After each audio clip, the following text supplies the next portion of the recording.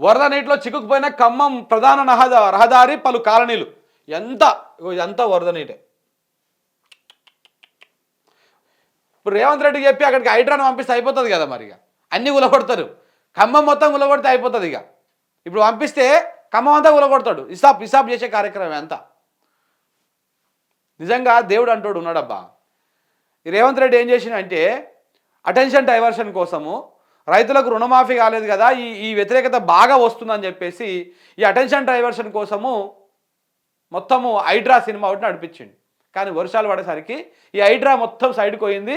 వరదల్లో ప్రజలు పడుతున్నటువంటి ఇబ్బందులు ఇలా మెయిన్ వార్తలు అయినాయి.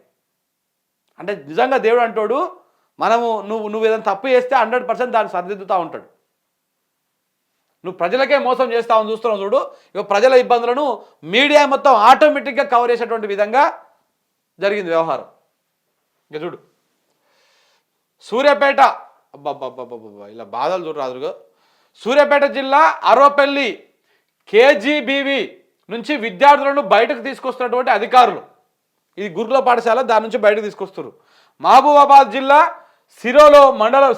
సిరోలు మండలంలో ఓ వృద్ధురాలని తరలిస్తున్నటువంటి దృశ్యం. ఇట్లా కావడి కట్టుకొని అందులో ఆ ముసల్దాన్ని వేసుకొని మోసుకపోతా ఉన్నారు. జనజీవనంపై జలఖడ్గం. రికార్డు వర్షాల అల్లకల్లోలం. విరుచుకుపడిన వాన, ముంచెత్తిన వరద, రాష్ట్రమంతా అతలాకుతలం. జల విలయంతో ఖమ్మం విలవిలా. సహాయ చర్యల్లో సర్కారు తాత్సారం లేదు, పీచారం లేదు. అప్పుడు స్లీపింగ్ మోడ్ ఖమ్మం ప్రజలు, ఖమ్మం మంత్రులు. జల దిగ్బంధంలో పల్లెలు, కాలనీలు, ఇళ్లలోకి నీళ్లు, చెరువులకు గండ్లు, మునిగిన పంట పొలాలు.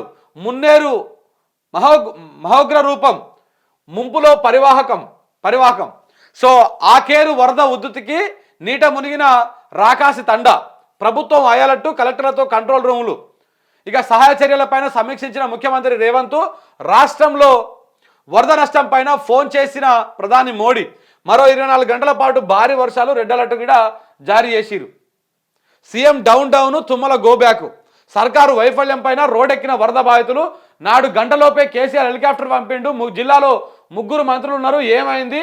ఉదయం నుంచి నీళ్ళలోనే ఉన్నా పట్టించుకోరా, మంత్రులు రాజీనామా చేయాలి. ఖమ్మం వాసులు పరామర్శకు వచ్చినటువంటి మంత్రి తుమ్మలను గేరావు చేసిరు వాళ్ళు. ఇట్లా ఉంటుంది కథ. జనంతో పెట్టుకుంటే ఇట్లనే ఉంటుంది. ఇక చూడు, ఇది మహబూబాబాద్లో రైల్వే ట్రాక్ కూడా కొట్టుకపోయింది.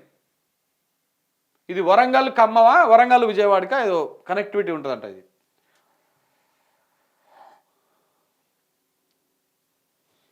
వరదలో కొట్టుకుపోయిన తండ్రి కూతురు యువ శాస్త్రవేత్త అశ్విని మృతదేహం లభ్యం. భారీ వర్షాలకు 13 మందికి పైగా దుర్మరణం అంట.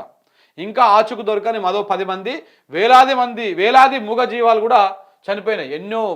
అడవిలో ఎన్నో మూగ జీవాలు చనిపోతాయి. ఇప్పుడు వరద సమయంలో ప్రభుత్వం విఫలమైంది. ఖమ్మంలో దారుణమైన పరిస్థితులు ఉన్నాయి. ప్రజలు రోడ్డెక్కి ఆందోళన చేస్తున్నారు. 3 మంత్రులున్న దండగా. సహాయ చర్యల తీరుపై కేటీఆర్ ఫైర్. ఇక 25 లక్షల ఎక్స్గ్రేషియా ఇవ్వాలి. మృతుల కుటుంబాలకు ప్రభుత్వం ఆదుకోవాలి. అప్పట్లో అంటుండగా మన రేవంత్ అన్న ఉందా వీడియో? అది ఎక్కడవే? ఇగో ఇదే. ఇక చూడరు గిరి.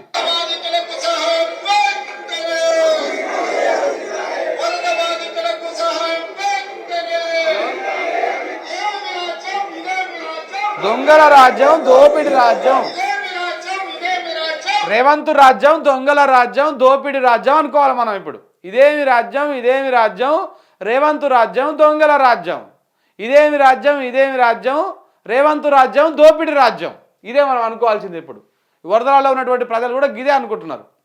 నీ పాలన వచ్చింది, రాష్ట్రానికి దరిద్రం వచ్చింది. ఇట్లా ఉంటుంది కథ. ఇవాళ చేయిపోయిన నినాదాలు.